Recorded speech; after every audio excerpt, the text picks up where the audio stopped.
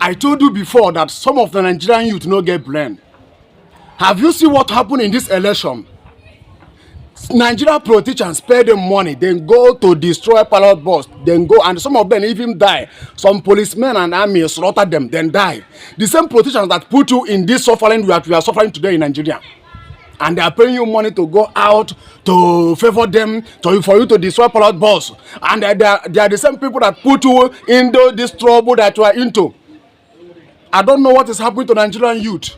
Some of your brothers and some of your mother will die now, maybe because of strike. The government no pay doctors money, then go off strike. And right now, they need that power again. They pay you money to go that place to favor them, to destroy ballot box. But they are the same people that put us in this situation that we are into in Nigeria. And some Nigerian youth no get blamed. They are sending you, pay you money, you go that place to kill yourself. Nigerian youth, they have problem. Some of the Nigerian youth have problem.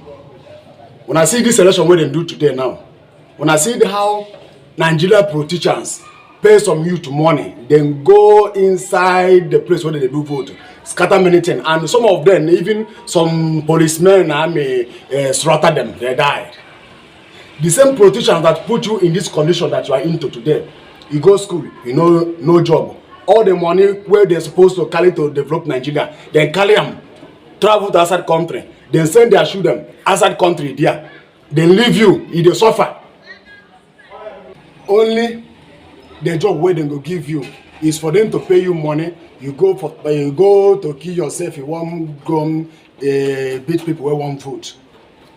They will beg you, they will pay you to vote for them. On the election day, they will be the same people to send criminals to bushite to kill you that go vote for them, to destroy the ballot box. That is a wicked country. That is a wicked country. You cannot see this in America. You cannot see this in China. You cannot see this in Europe. I don't know what is happening to Africa.